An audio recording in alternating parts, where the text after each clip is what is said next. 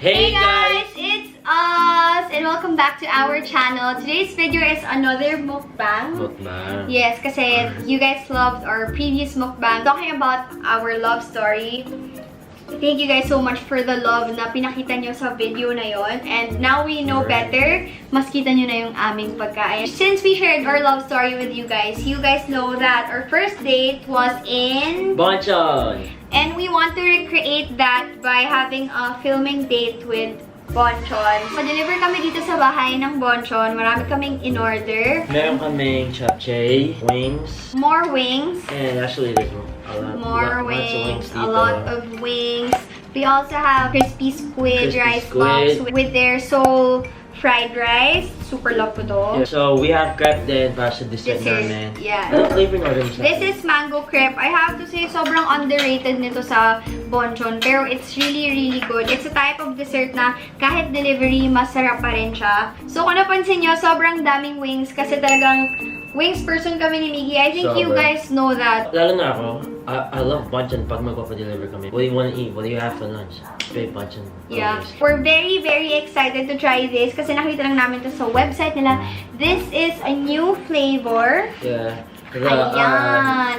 This vinegar, one, salt vinegar ba? this one is salt and vinegar. And this one is Korean barbecue. I believe there are other flavors. Sobrang wide ngayon ng choices nila when it comes to wings. I'm gonna flash it on the screen right now. Hindi naman tayo basta magkukwentuhan lang. We have a challenge. Ang challenge natin for today is... Who's most likely to? Who's most likely to? So, asa yung mga questions? I got questions on my phone. I asked about kanina sa Twitter, so yeah, we prepared a lot of questions. Also guys, reminder, if magpapadeliver kayo sa bahay nyo, let them know na wag na sila magdala ng plastic utensils and straws. And if ever madala pa rin nila, just don't use it. I mean, use it na lang sa time na talagang kailangan nyo ng plastic. Pero if you can avoid it, then wag na lang. Usually, I order spicy mayo. As in, not usually.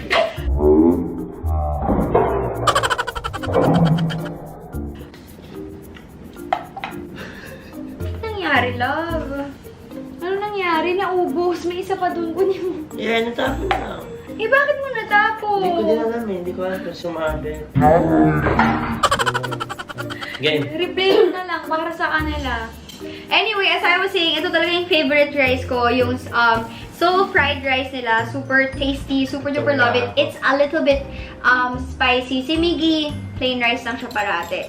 So, before we start, tara, kain na tayo. Right. So, try muna ganyan ones. Oh, alright. Try muna namin yung bagong wings. This is a KBBQ. Hurry up. Oh, wow. Ang sarap siya, guys. Sarap siya. It's not your ordinary barbecue. Parang may pagka-smoky siya. Yeah. How do I describe? Parang medyo smoky yung lasa niya. It's just parang smoky Korean barbecue. Bonchon yung kahit delivery, masarap. No, babe? This is the salt and vinegar. Sige, dito daw si Anne. Ito-try niya daw yung salt and vinegar din. Oh. Sarap? Sarap naman.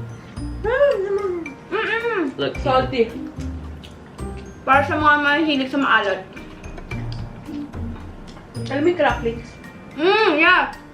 Parang ganun. What? Parang ganun, cracklings. And surprisingly masarap siya. Pahingi pa kaming isang drink. One of my usual noodles. Alam, may nakikakain na dito. Ano mas gusto mo? Ito or ito? Salt and vinegar. Oh, si Anne mas gusto niya yung salt and vinegar. Ikaw? Ito, syempre. Ako pareho ko sila gusto. Mas gusto ko talaga yung KBBQ. Sarap naman sila pareho. The thing about me and Miggy, sobrang nag-match kami sa eating with wings. Kasi, I like this part. What do you like? Ayan. So, yan yung favorite niya. So, walang nasasayang sa amin. Anyway, baka we can start na with our who's most likely to. Sige. Busin ko lang ito.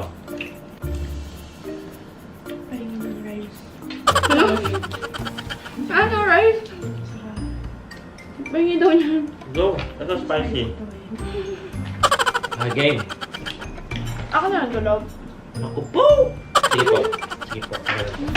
Who's most likely to get jealous? 1, 2, 2, 3, go. We're going 5 years this year. Siguro yung mga first 2 years namin ni Miggy. Sobrang, if I'm looking back, I never had the reason naman talaga to get jealous, but it's just me overthinking. Oh, yeah? Yun yung sakit ko eh. Overthinking. The perfect way to eat wings is to get rid of the 2 bones so that you can do this. Who's most likely to cry? Diba?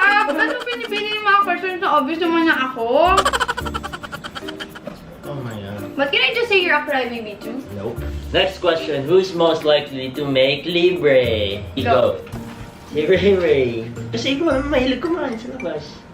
Kasi parang kapag ako yung nag-aya, Hindi naman sa ganun, pero minsan hindi, sa ganon.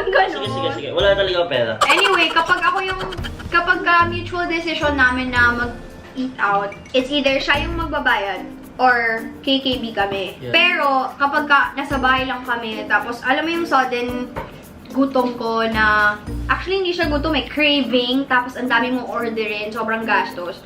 I will always insist na ako yung magbabayad because ako naman nagkaya. And in general, mahilig talaga ako manglibre kahit sa friends ko. Kasi I'm the type of person na kung hindi ka makakasama because wala kang pang-ambag or wala kang pangbayad sa kung ano man, sasabihin ko talaga sa'yo na ako na yung magbabayad sa'yo. Sobrang willing ako to pay for my friends. Kaya ang dami mong friends eh. Libre yung baby. Ha? Libre mo yung baby ko. Oh, yan. Yung kapatid ko, nilibre ko siya. Ano yung mga concert nilibre ko sa'yo? Black with bad oil. Tapos, Lainey, binigyan ko rin siyang ticket. Diba? Sabi nila, kung kaya mo naman mag-share, then share it. Who's most likely na antukin kapag nasa flight o nagka-travel kayo? So, what? Oy! Papakita ko sa inyo yung picture, ha? Oy! Love, ang sinungaling mo. That's just one time. Ganyan siya matulog. Nakatago yung buong body niya sa shirt niya. Andyan yung music niya. Wala na makaka-istorbo sa kanya. Tapos, yeah. kapag nasa plane, ganyan. Tapos ako yung ginagawa ko, gaganyanin ko. After 2 minutes, gaganyanin ko. After 3 minutes, gaganyanin ko. Nakakainis kaya. Ikaw yung parating sleepy. And I always wake up with our alarm. Pag nagising na ako, maliligo na ako, sasabihin ko sa kanya, babe, ligo na. 5 minutes. Babe, ligo na. 5 minutes, babangon na ako. So, siya, ikaw yun. Alright. Di ako. Who's most likely to make lambing? Ikaw. Teka lang. Si Ray Ray. Si Ray Ray, baby. Laging baby. Pero malambing ka din naman. Pag Paminsan. Pag gutom. Kapag may kailangan. Pag gutom na. Pag may kailangan. Pag may kailangan din. Ang sama mo, inamin mo naman. Lapag kang ganyan, nakikita nila, oh, bad-bad mo. Hindi ba alam ang joke? Who's most likely to get pikon? Ray Ray. Kita pa ba? Fight me. Wow. Ikaw lang pinipicture mo ako kanina, pikon ka na. Sam. Kasi gumagalaw ako. Hindi ko alam siya nag-record, nag-stop siya mag-record bigla. Who's most likely na masusunod sa kainan? Or kung saan kakain? Go. Ay, nako. Laging siya panalo. Kasi halos 3 times in a row sa isang linggo, lagi siya mag-aaya kumain sa labas. So, yeah. Alright, next question. Food makes me happy. Hindi lang talaga halata. Kasi hindi ako tabain, pero I love food. Sabi to, guys. Kung sinong walang limit sa inuman? You're making me appear as a bad person. Who's... Ay, ito ba? Mas most likely mo untog pag lasing. Game. Wait lang, babe. Sa 4 na taon, sige. Sa 4 na taon natin magkasama.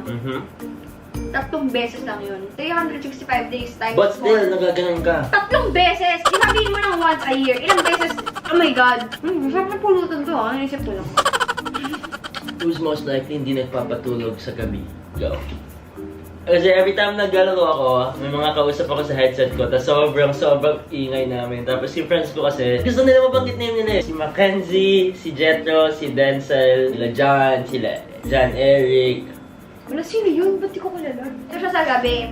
Babe, matutulog na ako, ha? Okay na. Nakahiga na ako. You know, I'm sobrang comfortable ko na. Biglang may sisigaw, bro, ano ba yan, bro? Sige, go, push lang. Meron pang, Makin, taas. Ano ba yun? Hindi mo nire-respeto yung tulog ko eh. Tapos, kapag hinga pa namin tahimik, di ba tahimik? Biglang sobrang tatawa kami ng malakas. Eto pa, yung headphones niya, yung noise cancellation, so wala siya naririnig. Feeling niya, ang hina ng boses niya, pero sumisigaw siya na feeling ko yung katabi naming hotel room, naririnig siya. Oh my God, naalala ko na frustrate ako. Alam mo yung ako, I just want to rest. Tapos alam mo yung pagod ka, bad trip ka, pero yung kasama mo, tuwang-tuwa, ang taas ng energy, sumisigaw pa sa computer niya. Kasi sobrang saya talaga nila kalaro. Sobrang tawanan talaga kami. Pero ba't di mo nire-respeto yung pagtulog? Sorry, mali ko. Question na nga. Next question. Who's most likely to laugh at a wrong moment? Si Ray Marie. No, ba't sino? Ako? Ganito ka? Sabi ko nga ganun, di ba? Ganito. Ganito ka. Oh, ganito. Parang nagka-travel kami. Tapos may mga nakakatawa sa tabi namin. Biglang gaganon ako. So, imagine mo, sino hindi makakapag-feel? Ay, di ako, di ba? Kain mo na kami, wait lang ah. Who's most likely to be with friends? You go. Kami, if I'm with her, madalas pag lumalabas din kami, kasama ang friends niya. I'm a clingy person. Love language ko talaga yung seeing you, get to spend time quality with Yeah. you. Kahit hindi kay Miggy, kahit sa friends ko. Yeah. Hindi ko alam kung lahat ng high school friends ganito, pero kami ng high school friends ko, walang week na hindi kami nagkita unless magkasunod-sunod yung travel namin. And the next time na magkita kami, parang isang buwan kami hindi nagkita. I remember, Basta, pag lumabas kami anyway, for 5 Automatic. days, automatic pag-uwi, makikita kami ng friends. agad. Within Minsan, my friends din. oo, and sila TJ also, agad yon. Sobrang clingy akong tao. And, ay bastos. And sometimes, diretso pa yon from airport, no? Yeah. Nasa dessert na ako, guys. Masarap yung bingsu ng bonso. Matry ko. Masarap na. Bingsu ng bonjour. Masarap yun. Babe, anong flavor nito? Mango. Sarap. Don't worry, yung food namin, ubusin niya nila. Who's most likely to send memes? Go. Always been Missy. Yeah, always with Mishi. Always been me. Ito hindi mo kompleto yung day ko pag hindi ako nakaipon sa Facebook ko ng mga memes to show her the next day pag magkikita kami. So, nalulungkot ako pag hindi niya biniview yung iba na tinatag ko sa kanya. So, Oh, di ba alam mo? pero ngayon, kasi hindi niya, natutunan ako na she doesn't watch it. Ang ginagawa ko, iniipon ko na lang, the next thing in the morning, papakita ko sa kanya. You know, I don't Facebook, right? Are we- Kaya, the next day, sobrang tatawa lang kami. Ano yung line ni Ray John sa'yo? Miggy, show me funny videos. Ganun si Ray John. Miggy, show me funny videos. Kasi si Miggy, parati siyang maraming baong Especially pag meme. nasa car na kami. He started asking Miggy some funny videos when he was 6 years old. Pero nagigits niya yung mga meme. Tumatawa kami sabay. Who's Who's most likely to be a killjoy? Go. Bakit ako? Lola. Bakit hindi ikaw? Bakit din ako? First time natin sa country nito, party tayo sa gabi. Sige, hanap tayo, search tayo. Pagdating, babe, gusto mo magpamassage? Massage lang tayo. Pag si Ray, wala na tayo lumabas. Ikaw naman, sige, massage, sige. Basta massage ang in-offer sa akin. Ako nga, lola mode ako pag sa ibang country kasi pagod eh. Sabi ko, massage na lang. Last question is, who's most likely to plan a better date? Aminin mo na lang. Umamin ka na lang, Beshi. But, of course, it's always been you. Come, Luna girl! Come! Ito si Luna, my kalbo girl. Naka-summer cut kasi siya. See you sa next video namin. See you! See you, baby. Right. Peace, mama. Paalam po. Peace, mama. I love you.